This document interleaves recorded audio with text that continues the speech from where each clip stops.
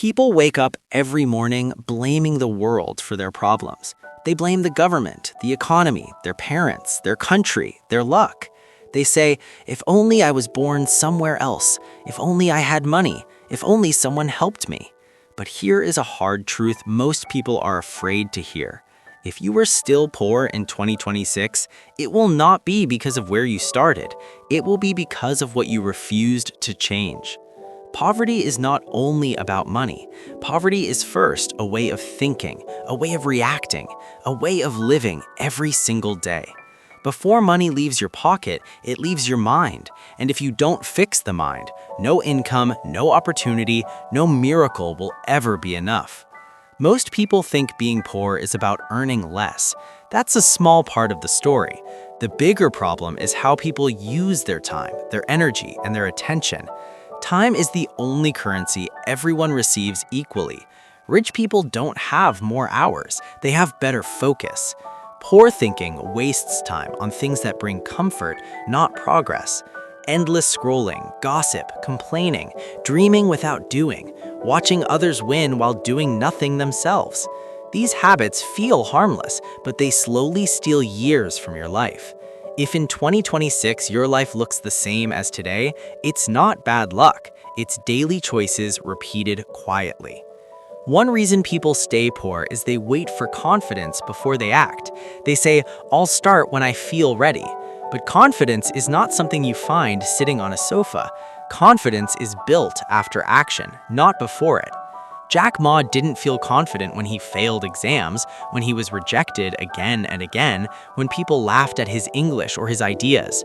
Confidence came after he tried, failed, learned, and tried again. People who stay poor wait for motivation. People who grow move even when motivation is absent. Discipline always beats inspiration. Another reason people remain poor is fear of looking stupid. They care too much about opinions. They don't start a business because relatives might laugh. They don't learn a new skill because friends might judge. They don't speak up because someone might criticize. But growth always looks stupid in the beginning. Every expert was once a beginner. Every winner was once confused. If you protect your ego, you kill your future. Rich thinking is willing to look foolish today to become unstoppable tomorrow. Poor thinking also avoids responsibility. It loves excuses. The market is bad. The system is unfair. No one supports me. These statements may sound true, but they are useless.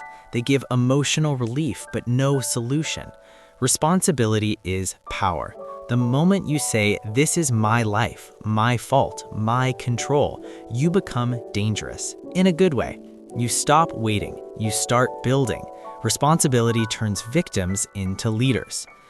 Another silent reason people stay poor is they chase money instead of value.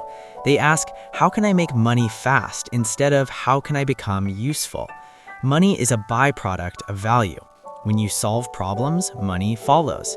When you improve skills, income increases. When you help people at scale, wealth grows. Jack Ma focused on helping small businesses use the internet. He didn't start with money in mind. He started with service in mind. Poor thinking wants results without mastery.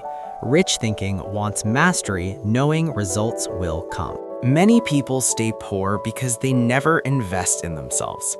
They think learning is expensive, but ignorance costs much more.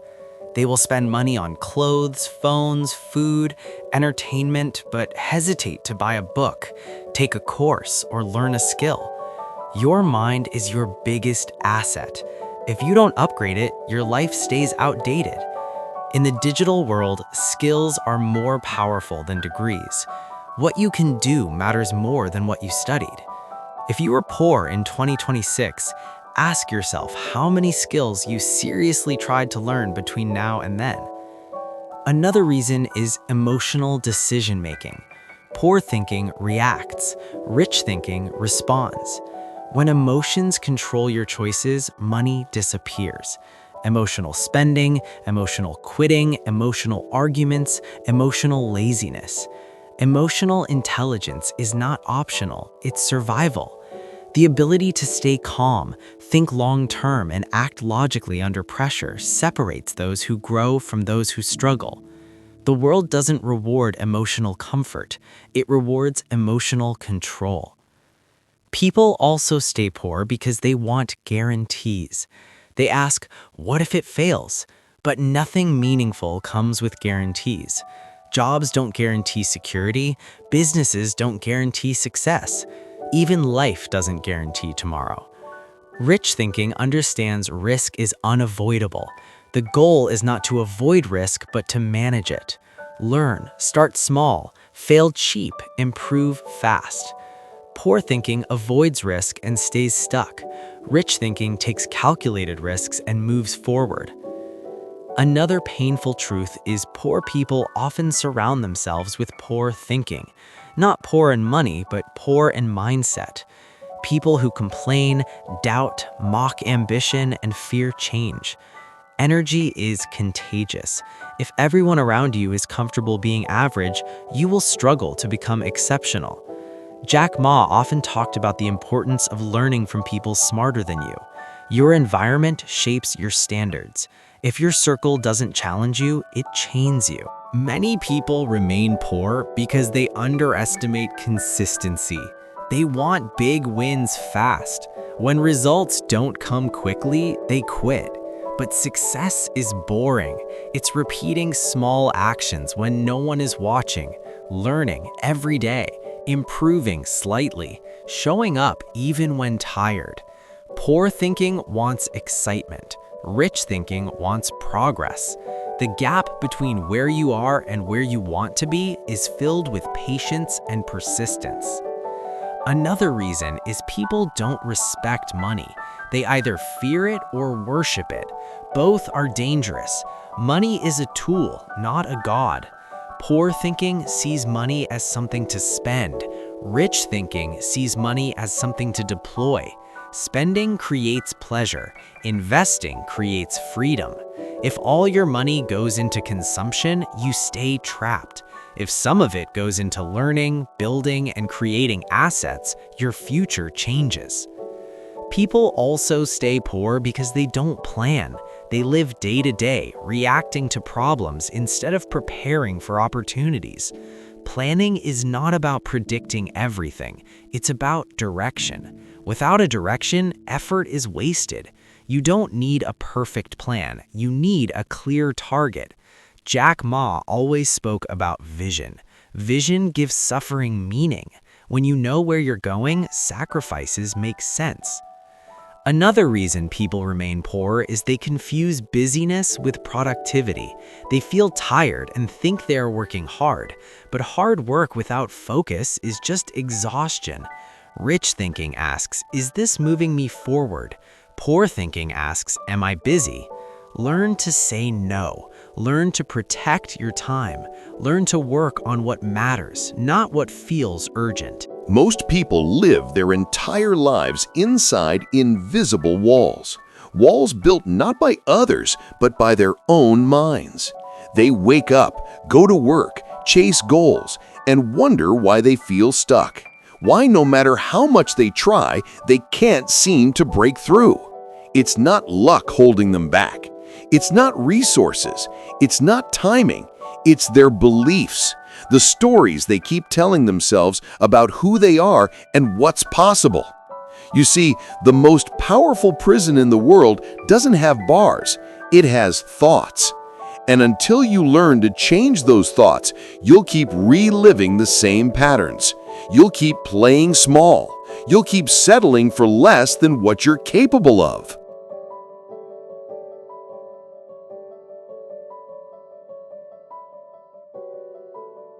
Start with your mind, because every behavior, every habit, every result you create begins with a belief.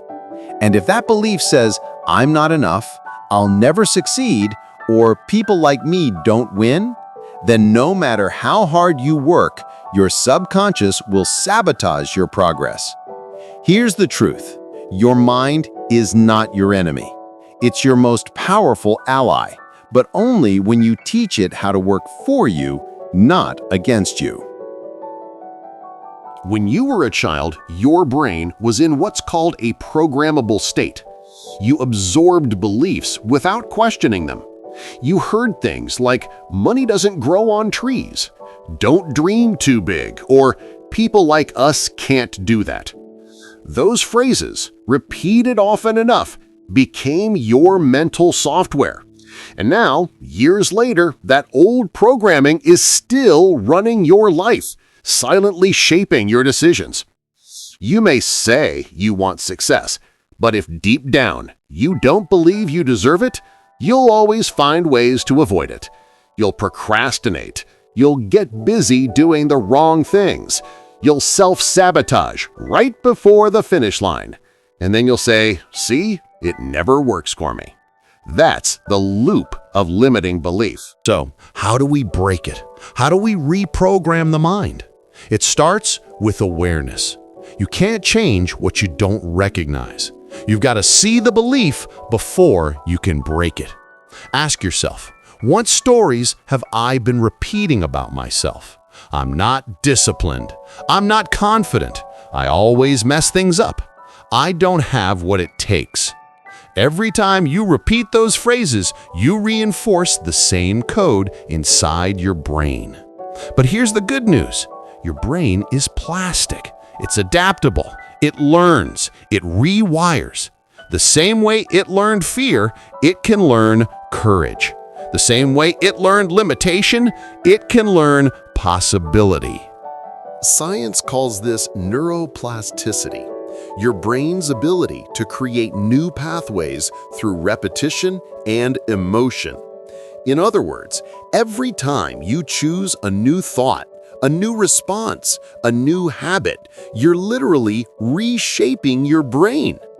And that's where real transformation begins, when you stop living on autopilot and start programming your mind consciously. Now let me tell you something powerful. Your beliefs are not facts. They're just opinions you've practiced long enough to believe they're true. Maybe someone once told you you'd never make it. Maybe you failed a few times and started believing that's just who you are. But those were moments, not your identity.